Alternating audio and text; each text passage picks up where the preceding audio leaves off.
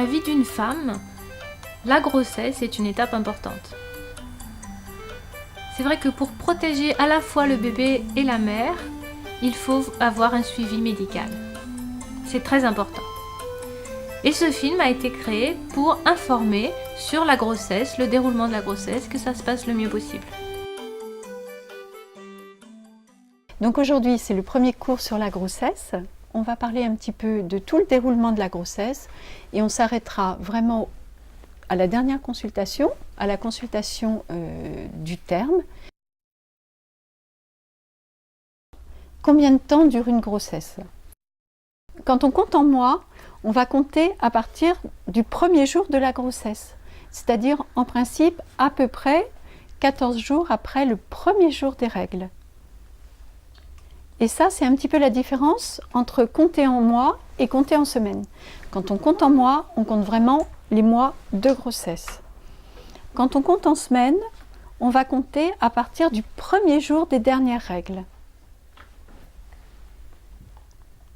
C'est 41 semaines à partir du premier jour des dernières règles. Donc il ne faut pas être trop impatiente à 40 semaines. Il y a encore des patientes qui n'ont pas accouché à 40 semaines et on n'est pas encore vraiment au terme. C'est-à-dire 9 mois pleins à partir de la fécondation, c'est vraiment 41 semaines à partir du premier jour des dernières règles, à partir de 8 mois de grossesse. On n'est plus du tout prématuré et l'accouchement peut arriver n'importe quand. Vous l'avez très bien dit d'ailleurs, ça vous est arrivé comme ça et puis bon, le bébé n'était pas prématuré et ça allait très bien quand même, hein. Il avait un peu d'avance, puis voilà.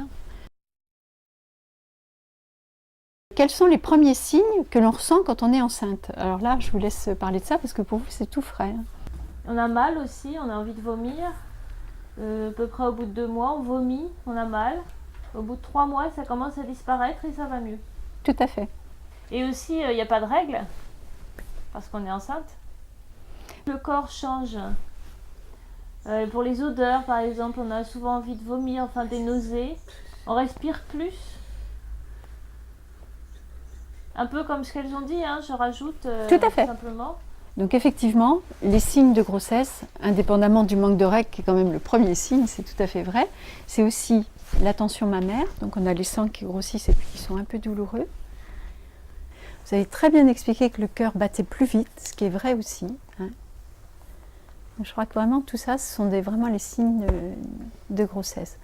Il y a d'autres choses qui peuvent apparaître aussi, hein. Il y a la ligne blanche, c'est-à-dire en fait la ligne que l'on a entre le nombril et le pubis, qu'on ne voit pas du tout d'habitude et qui pendant la grossesse va devenir un peu marron. Il y en a encore un qui est le masque de grossesse, qui n'apparaît pas forcément le premier mois. Et puis ensuite, les choses rentrent dans l'ordre, hein. Ça, c'est parce que les hormones sont tout à fait différentes. La salive, on crache beaucoup parce qu'on salive beaucoup à cause des hormones. C'est vrai. Tous ces signes sont vraiment des signes sympathiques. On dit sympathiques de grossesse. C'est-à-dire qu'avec ça, on est sûr que vous êtes enceinte.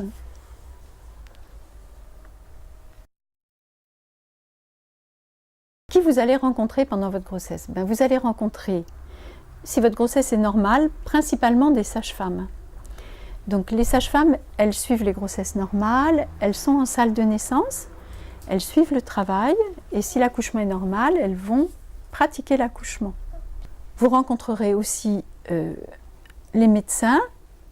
Alors ça peut être en consultation, indifféremment, sage-femme ou médecin, mais ça peut être aussi donc, au moment de l'accouchement, si vous avez besoin d'un petit peu d'aide, comme par exemple un forceps ou une ventouse ou même une césarienne. À ce moment-là, la sage-femme va passer en deuxième plan et c'est le médecin qui s'occupera de tout ça. Vous allez aussi avoir une consultation obligatoire avec le médecin anesthésiste pendant la grossesse. Parce qu'en fait, on va prévoir s'il y a besoin d'une intervention au moment de l'accouchement, il faut prévoir à l'avance. Donc la consultation avec l'anesthésiste est indispensable. Il verra si vous n'avez pas de problème d'allergie, si votre dos est en bon état. C'est lui aussi qui fera une anesthésie péridurale si vous le souhaitez. Alors, comment va se passer le suivi de la grossesse sinon? Donc ça, je pense que vous le savez déjà un petit peu aussi. On va vous demander de venir en consultation une fois par mois, si tout va bien. En fin de grossesse, on vous verra plus souvent. On vous verra à 8 mois, à 8 mois et demi et à 9 mois.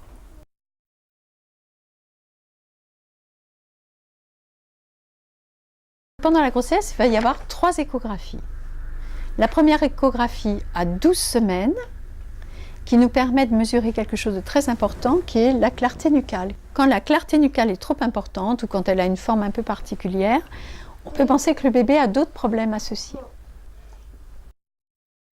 Donc on fera des examens plus poussés. C'est un des signes, par exemple, de trisomie 21, tout à fait. Et donc cette prise de sang dont vous avez parlé, qui est très importante, qu'on vous propose, ce n'est pas obligatoire, vous avez le droit de dire oui, vous avez le droit de dire non, on l'a fait à 16 semaines. Voilà.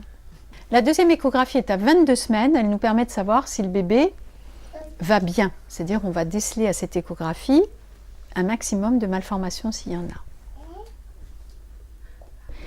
Et une fois qu'on a tout bien vu, et si vous le souhaitez, c'est à cette échographie-là que l'on vous dira si le bébé est un garçon ou une fille. Troisième échographie, 32 semaines, 7 mois.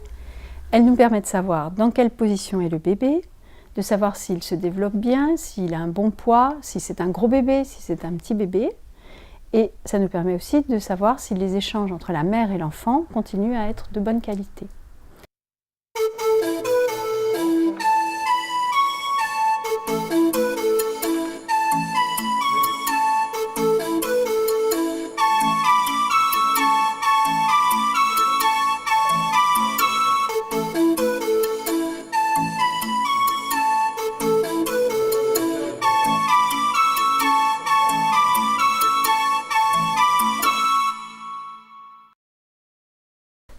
Voilà, donc dans l'ensemble, il faut faire attention à manger équilibré, c'est important. Donc, vous pouvez manger 5 fois, de 3 à 5 fois par jour. Pour l'équilibre, il faut faire attention parce que si vous prenez trop de poids vite, après, ce sera difficile de revenir à un poids normal. Je préfère vous le dire avant. Et aussi, voir aussi si vous avez trop de sucre. Il faut éviter d'avoir trop de sucre parce que ça peut provoquer du diabète, comme Jenny vous a expliqué tout à l'heure. Peut provoquer du diabète et ça peut avoir des conséquences sur le bébé. Donc, il faut faire attention au sucre. Je voulais vous dire aussi, si jamais vous êtes constipé, vous pensez aux fruits, bien sûr, parce qu'il y a des fibres dans les fruits qui aident. Et ça aide. Et aussi à l'eau. Et aussi l'eau, parce que souvent, quand vous avez du mal à aller aux toilettes, c'est ça, vous êtes un peu constipé. Pour l'alcool aussi, essayez d'éviter l'alcool.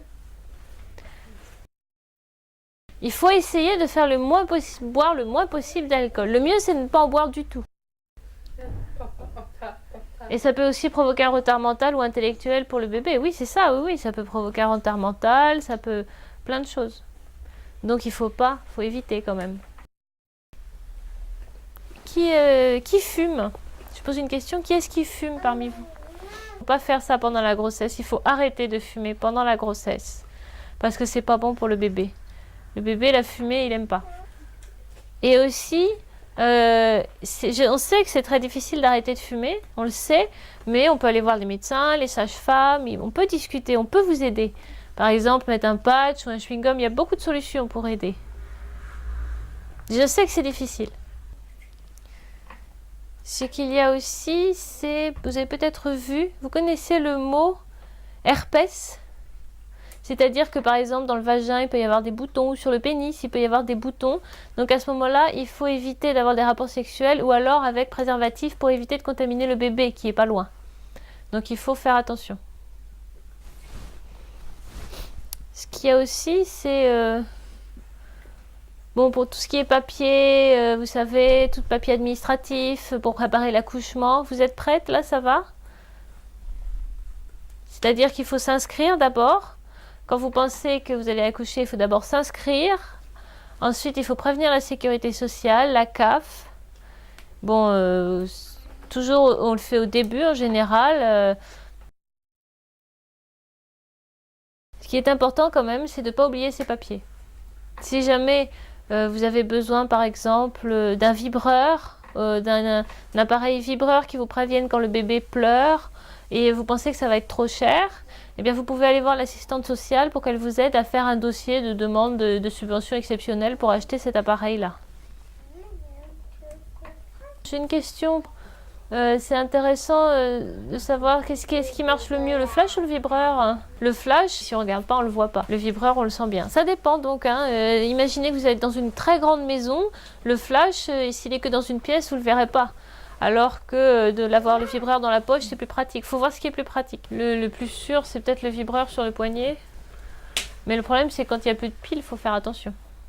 Je tiendrais quand même vraiment à vous dire que, les sports violents, tous les sports violents, sont vraiment interdits pendant la grossesse, mais il y a des tas de choses qu'on peut faire en dehors. On peut aller nager autant que l'on veut, on peut faire du yoga autant que l'on veut, on peut faire de la marche, mais la bicyclette, le cheval, tout ça, c'est interdit. Les transports, c'est la même chose. Vous pouvez vous promener en bus, vous pouvez prendre le métro si ça vous fait plaisir, mais on ne se déplace pas pour des longs trajets en voiture. Ça, c'est le meilleur moyen d'avoir des contractions ou même d'accoucher prématurément. Donc ça, vraiment, c'est une très mauvaise idée. Il vaut mieux privilégier les voyages en train ou même en avion, puisque c'est tout à fait autorisé. Oui, je pense à autre chose. Je voulais savoir, on m'a dit que entre un garçon et une fille, il y avait des différences. Par exemple, le ventre est plutôt comme ceci ou plutôt comme cela. C'est un garçon ou c'est une fille. Est-ce que le ventre est toujours de la même façon ou pas? Alors, c'est pas clair ce qu'on me dit. Tout à fait. Alors, il n'y a pas de loi du tout pour fille ou garçon. En fait, chaque femme a une forme de ventre différente pour des grossesses différentes. C'est vrai que quand c'est le 5e bébé et qu'on a moins d'abdominaux, on a forcément un ventre un peu plus rond et plus lourd que quand c'est le premier et qu'on a des bons muscles. Donc, aucun rapport entre la forme de ventre et le sexe du bébé. Aucun. Pareil, on peut croiser les jambes sans que le cordon s'enroule autour du cou du bébé, parce que ça, c'était les grands-mères qui disaient ça. Hein. Ça ne donne pas forcément le cordon autour du cou, hein, de croiser ses jambes. Ouais. Pour finir ce cours, je voulais juste vraiment bien vous montrer un petit peu la coupe de votre ventre, pour qu'on situe bien un petit peu tout. Hein. Donc, votre petit bébé, là, qui est dans l'utérus, on voit très bien l'utérus. Donc là, c'est votre ventre. Et ici, le dos, la colonne vertébrale, les os, là. Et là, un bout de fesse. Donc là, je l'ai retiré pour qu'on voit bien. Hein. Donc, il est dans cette poche qui s'appelle l'utérus et qui va se développer petit à petit. Hein. Alors, pour vous donner des repères, à 6 mois de grossesse, votre bébé fait 1 kg. Et puis ensuite, à partir de 6 mois, il va prendre 1 kg par mois. À 7 mois, il fera 2 kg. À 8 mois, il fera 3 kg. Donc, il grossit très vite le dernier trimestre. Hein. Donc, on voit très bien dans ce moule, une fois que j'ai retiré le bébé, on voit très bien le placenta par lequel se font tous les échanges, qui est complètement collé dans le fond de l'utérus. Donc, tous les échanges se font par là. La nourriture qui est vraiment dégradée au plus petit degré et qui ensuite est reprise d'une autre manière par le bébé, mais aussi la nicotine, le sucre, tout ce qui est mauvais passe par là aussi. Hein. Alors, donc ce bébé là maintenant, il a bien la tête en bas. Et il appuie sur le col utérin. On le voit bien, il appuie là un petit peu, c'est la fin de la grossesse. Il appuie sur le col utérin, c'est-à-dire le bas de l'utérus. Et ce col, c'est une sorte de verrou. Il ferme très très bien l'utérus. Et le dernier mois, à des dates très variables, il va pouvoir s'ouvrir un petit peu. Hein. Puis après, s'ouvrir complètement pour laisser le passage au bébé. Et là, ça paraît incroyable, mais en tout cas, là ensuite, le bébé va descendre dans le vagin. Le vagin est là. Donc le col utérin arrive dans le vagin et le bébé va pouvoir descendre par là pour sortir par là. Alors, ce que vous expliquait Stéphanie est tout à fait vérifiable là. La tête du bébé appuie beaucoup là. Et là, c'est le rectum, c'est-à-dire par là que se concentrent toutes les matières fécales. Donc ça coince quelque part. Voilà. Et là devant, c'est la vessie. Alors, je retire encore le bébé. C'est ce petit espace-là, c'est la vessie. Vous comprenez maintenant beaucoup mieux pourquoi... On va tout le temps aux toilettes. Exactement. Pourquoi vous avez toujours envie de faire pipi et vous allez très très fréquemment aux toilettes. Pourquoi? Parce que la vessie ne peut pas se remplir complètement comme d'habitude. Hein. Le bébé coince un peu cette vessie, donc vous êtes obligé d'aller très souvent aux toilettes. Voilà, avez-vous des questions sur ce schéma? Oui, je voulais savoir, donc au début, il y a la création d'un bouchon, c'est ça? Oui. Et c'est où? Et ça reste tout le long de la grossesse jusqu'à 9 mois? J'ai oublié ce qu'on m'a expliqué. Alors, où est-ce que tu as un bouchon? C'est passé un bouchon spécial que le corps fabrique. Donc au niveau du col, il y a un petit bouchon, ça s'appelle un bouchon. Ça s'appelle en fait le bouchon muqueux. Il y a une sorte de bouchon supplémentaire qui ressemble à une sorte de gélatine très épaisse, souvent un peu marron. Alors quand est-ce qu'on perd le bouchon muqueux? On peut le perdre à des moments différents. En fait, quand le col va commencer à s'ouvrir un peu, c'est pas du tout obligatoire de voir le bouchon muqueux, ou en tout cas de perdre le bouchon muqueux en fin de grossesse. Hein. C'est-à-dire que je pense qu'on en perd tout le temps du bouchon muqueux, mais nous, on n'est pas obligé de le voir. On peut le voir tout à fait en fin de grossesse, à 1 mois de l'accouchement, mais ça peut se passer aussi, pourquoi pas, en début de salle de naissance, et à ce moment-là, vous vous rendez compte de rien. C'est vrai que là, le bébé, on voit qu'il a la tête comme ça, mais des fois, il peut être à l'envers. Ça peut être les fesses qui sont... Parce que ma sœur, par exemple, il est né par les fesses. Alors, les enfants, dans les premiers mois, font des galipettes. Ils changent de position en permanence. Ils sont très à l'aise. Et puis, en fait, il va prendre une position définitive entre 7 et 8 mois. Et cette position définitive, la plupart du temps, c'est effectivement la tête en bas.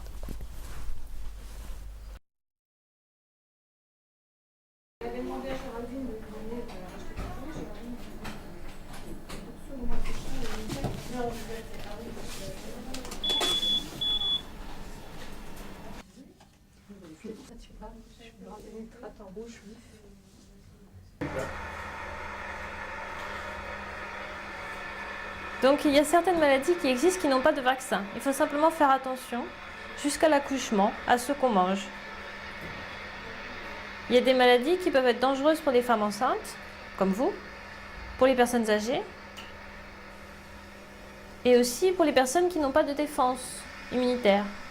Donc ils peuvent attraper des maladies, qui ne peuvent pas se défendre contre une agression de maladie. Et quand on est enceinte, on est plus fragile, forcément. Et puis il faut aussi penser au bébé. Donc pour la maladie du chat, hein, c'est ce qui s'appelle la toxoplasmose. C'est la maladie du chat, on l'appelle comme ça.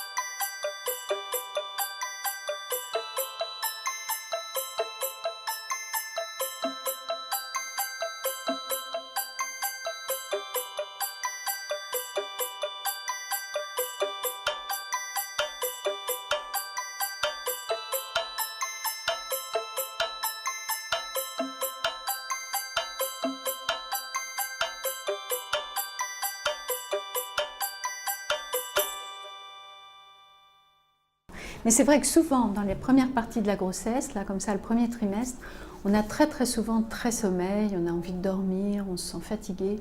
Et après, on redevient en forme. Alors peut-être qu'il vous manque un petit peu de fer et je vais vous en donner, puis on en reparlera la prochaine fois. Tout à fait. Sinon, vous n'avez pas de contraction, vous n'avez pas mal au ventre? Non, ça va bien. J'ai mal là, sur le côté droit. Quelquefois sur le côté. Alors, sur le côté, c'est pas bien méchant, hein, c'est des problèmes de ligaments. Quelquefois, le ligament se tortille un petit peu, c'est le ligament qui tient l'utérus. Ça se tortille un petit peu et on peut avoir des petits coups, comme des petits coups de poignard sur le... Je suis fatiguée et quand je m'occupe de ma fille, c'est plus difficile. Oui. Alors, il ne faut pas non plus perdre de vue que quand même c'est le deuxième bébé, et qui sont quand même assez rapprochés, ces enfants-là. Donc, effectivement, vous allez être plus fatigué, hein, il y aura plus de travail. C'est vrai, c'est vrai. On en reparlera au fur et à mesure, on essaiera de trouver des solutions pour vous aider un petit peu. Mais ce sera un peu différent. La deuxième grossesse, souvent, on est plus fatigué, surtout quand les enfants sont rapprochés. On peut avoir plus de contractions aussi. Hein. C'est un petit peu normal tout ça. Attendez-vous à ça. Là, maintenant, tout de suite, on va mesurer le ventre, on va écouter le bébé. Mais bien sûr, après, pour le reste, on restera toutes les deux seulement. D'accord? Je vais mesurer le ventre. Et c'est parfait. J'ai 19 cm, on est à 23 semaines, donc c'est très bien. Le ventre, chaque fois que je le mesure, il doit prendre 4 cm par mois.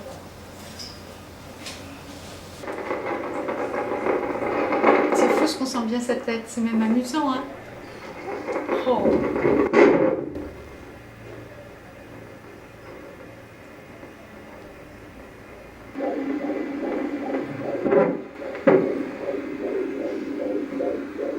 Oui, on le sent là. Allez-y, c'est bon. Ah oui, oui. On le sent. Je sens, oui, je sens que ça va. Quand venir à la maternité? Quand les contractions sont bien régulières, toutes les 5 minutes. Et pour un premier bébé, on va dire toutes les 5 minutes depuis 1 heure ou 2. Ça, c'est si les contractions s'installent très tranquillement.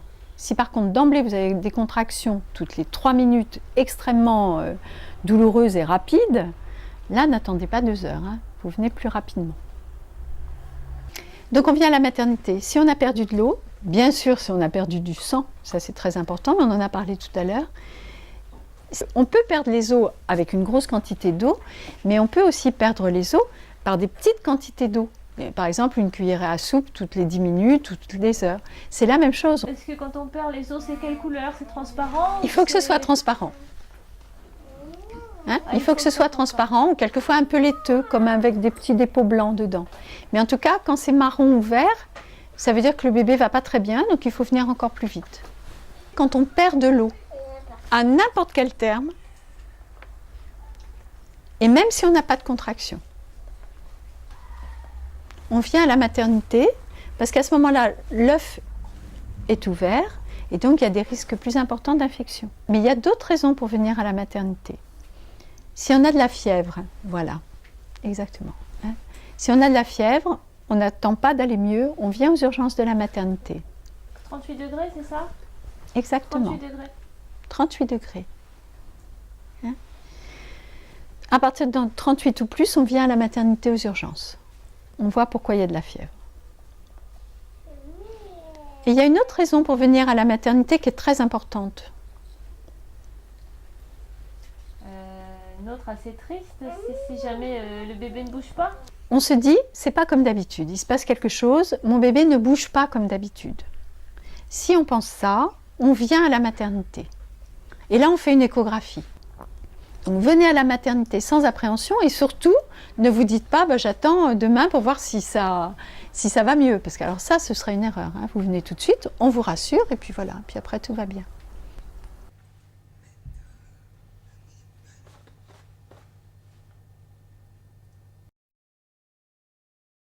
Donc je suis enceinte maintenant depuis 7 mois et c'est vrai que les 4 premiers mois c'était horrible, je vomissais beaucoup.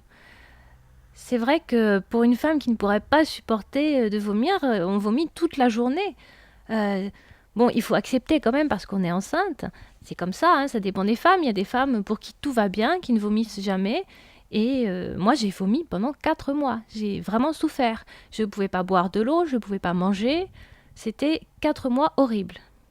Et au bout des 4e mois, j'ai commencé à ressentir un lien avec mon enfant. Je mangeais mieux, je vomissais plus. Bien sûr, j'ai grossi, mais il y avait un lien, comme un lien affectif, je commençais à bouger, donc beaucoup d'émotions.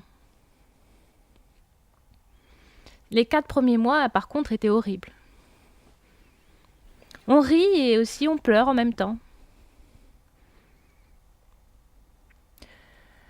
À savoir si mon bébé sera sourd ou entendant, je ne sais pas. Avec ma maman entendante, je pouvais communiquer en langue des signes. J'oubliais qu'elle est entendante. Maintenant, si mon enfant est sourd, eh bien, il n'y aura pas de problème parce que mon mari, sa famille est sourde. Donc le bébé, je ne sais pas s'il sera sourd ou entendant. Mais je pense qu'il y a un lien, peut-être qu'il est sourd quand même, je ne sais pas. Pour une autre personne, il y a une autre personne qui m'a conseillé d'écouter de la musique pour qu'il entende de la musique ou de lui parler. Mais moi, je sais pas, j'ai envie de communiquer naturellement avec lui. Ce sera une communication, il y aura de l'affectif. Parler ou écouter de la musique, je n'ai pas très envie. Tu pourrais signer devant ton ventre ? Non, parce que non, je vais faire naturellement. Je peux discuter de lui, mais je ne vais pas discuter avec lui. Et vous avez communiqué, signé avec votre ventre ? Avec le premier, non. Avec le premier, j'ai pas beaucoup appris. Avec le deuxième, par contre, j'ai envie de communiquer. Parce qu'il est calme, il ne bouge pas. Donc j'ai envie de communiquer. Alors pour la musique, le premier, quand on mettait de la musique, il bougeait. Donc je pensais qu'il était entendant. Et on écoutait de la musique en voiture, par exemple, parce qu'on est sourd, on la mettait assez fort, donc il y avait des vibrations. Et à ce moment-là, il bougeait beaucoup. Et j'ai compris qu'il était entendant. Donc on a arrêté la musique, parce que j'étais fatiguée, il bougeait trop. Et puis peut-être que la musique, pour lui, était trop forte. Pour le deuxième, par contre, j'ai pas pensé à la musique. Je ne sais pas, pour communiquer avec lui, je ne sais pas. C'est vrai que c'est un plaisir d'écouter de la musique pour quelqu'un qui est né, mais pour lui, là, je ne sais pas si entendre... il réagit pas. Il n'y a pas de réaction. Oui, je prends la suite. Il y a une autre maman enceinte qui m'a dit qu'elle écoutait de la musique, et quand elle écoutait de la musique, son bébé bougeait. Et donc elle pensait qu'il était entendant. Et en fait, il était sourd, mais il bougeait parce qu'il ressentait les vibrations. Donc moi, j'ai pas envie d'écouter de la musique, je préfère attendre qu'il naisse et on verra quelle est sa place. Ça dépend des personnes. Et en ce qui concerne les rapports entre couples, les rapports sexuels entre l'homme et la femme, est-ce que la grossesse a changé quelque chose ? Comment ça se passe ? Ça a changé quelque chose ou bien c'est pareil qu'avant ? Il y a une différence quand même pour avoir des rapports sexuels pendant la grossesse. Parfois on est grosse, donc c'est difficile. C'est vrai qu'on n'est pas complètement libre, hein, on est limité. Il faut faire attention au bébé. Donc il ne faut pas l'écraser. C'est vrai que je pense aussi qu'il faut se limiter. Et tu as du désir quand même ou simplement tu fais pour faire plaisir à ton mari ou... Je lui posais la question si avec les hormones elle avait du désir. Est-ce qu'elle avait du désir à faire l'amour ou bien c'était pour faire plaisir au papa ou pas du tout de désir ou... Pour le désir, eh bien, oui, j'avais du désir, mais ça dépendait. Là, des fois, j'ai pas envie. Là, en ce moment, je commence à avoir de moins en moins envie. Je sais pas, ça évolue, je grossis. Donc j'ai de moins en moins envie. Moi, j'ai toujours envie. Il y a toujours de l'amour, j'ai toujours du désir. C'est vrai que pour les positions, c'est un peu compliqué, c'est parfois difficile, mais c'est toujours agréable.